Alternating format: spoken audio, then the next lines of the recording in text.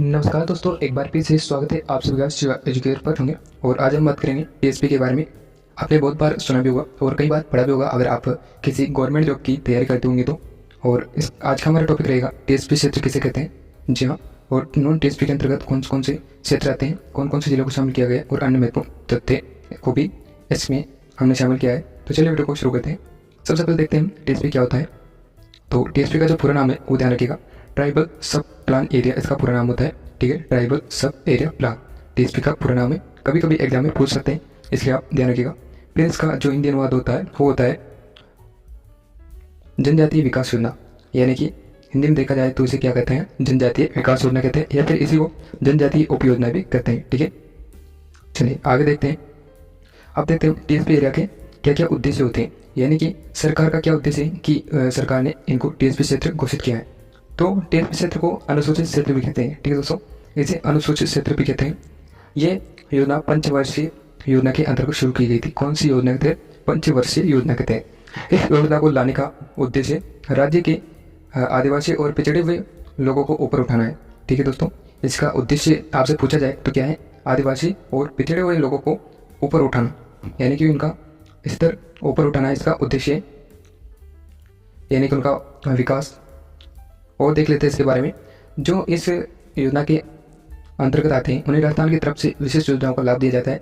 इसके अलावा जब राजस्थान में कोई वैकेंसी निकलती है तो उसमें टीएसपी क्षेत्र के लोगों को विशेष आरक्षण दिया जाता है, जिससे सरकारी वैकेंसी प्राप्त करने के लिए प्रतियोगी परीक्षा में भाग लेने के लिए उन्हें आसानी होती है। ठीक है दोस्तों, जो आर्थिक यानी कि जो जिनका वर्ग है वो पिछड़ा हुआ है, पिछड़े हुए वर्ग के लोग हैं जो आदिवासी क्षेत्र से आते हैं, उन्हें सरकार की तरफ से विशेष आरक्षण भी प्रदान किया जाता है। टीएसपी क्षेत्र के अंतर्गत कौन कौन से क्षेत्र आते हैं तो देखिएगा, टीएसपी एरिया में राजस्थान के ऐसे क्षेत्रों को शामिल किया जाता है जिनमें 50% या इससे अधिक आदिवासी लोग निवास करते हैं। ठीक है दोस्तों, यानी कि आदिवासी जहाँ पर 50% या उससे अधिक भी जो रहते हैं उस एरिया को टीएसपी क्षेत्र घोषित किया गया है। ठीक है, राजस्थान के 3 जिले प्रतापगढ़, बांसवाड़ा और डूंगरपुर पूर्ण रूप से टीएसपी क्षेत्र में आते हैं, यानी कि इनके अलावा और भी आते हैं, लेकिन पूरी तरह से जो 3 जिलों को शामिल किया गया है। इसके अलावा राजस्थान के कुछ अन्य जिलों के कुछ तहसील या कुछ गाँव को भी टीएसपी क्षेत्र में शामिल किया गया है, ये भी आप ध्यान रखिएगा। ठीक है, राजस्थान के कौन कौन से जिले आते हैं तो हम अभी देख चुके हैं, एक बार फिर से देख लेते हैं। राजस्थान के सिर्फ 3 जिले, यानी कि मुख्य रूप से 3 जिलों को पूरी तरह से टीएसपी क्षेत्र घोषित किया गया है। वो कौन कौन से हैं?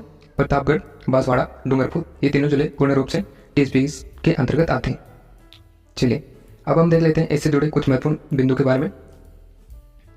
टीएसपी अनुसूचित क्षेत्र में कौन आते हैं देखिएगा, टीएसपी अनुसूचित क्षेत्र में सिर्फ आदिवासी लोगों को शामिल किया गया है। ठीक है, फिर हम देखें क्या हम टीएसपी क्षेत्र से फॉर्म लगा सकते हैं तो जी, अगर आप टीएसपी क्षेत्र में नहीं आते हैं तो आप टीएसपी क्षेत्र में फॉर्म नहीं लगा सकते हो। ठीक है, फिर आगे देखते हैं क्या हम टीएसपी श्रेणी में शामिल हो सकते हैं क्या? अगर आप टीएसपी में शामिल होना चाहते हो तो इसमें आप शामिल नहीं हो सकते हैं। ठीक है दोस्तों, क्यों नहीं हो सकता? तो टीएसपी श्रेणी में कोई भी बाहर का व्यक्ति शामिल नहीं हो सकता है। इस श्रेणी में सिर्फ आदिवासी लोग आते हैं। ठीक है, तो आदिवासी में कौन कौन सी जनजातियाँ आती है ये आपको पता होगा। ठीक है दोस्तों, टीएसपी का मतलब तो हम पहले देख चुके हैं, लेकिन एक बार फिर से देख लेते हैं, क्योंकि बार बार पढ़ने से, रिवाज करने से अच्छे से याद हो जाता है, इसलिए हमने इस बिंदु को वापस से लिया है। टीएसपी क्षेत्र को अनुसूचित क्षेत्र भी कहते हैं। टीएसपी ऐसे क्षेत्र को कहा जाता है जहाँ आदिवासी लोग निवास करते हैं। ठीक है,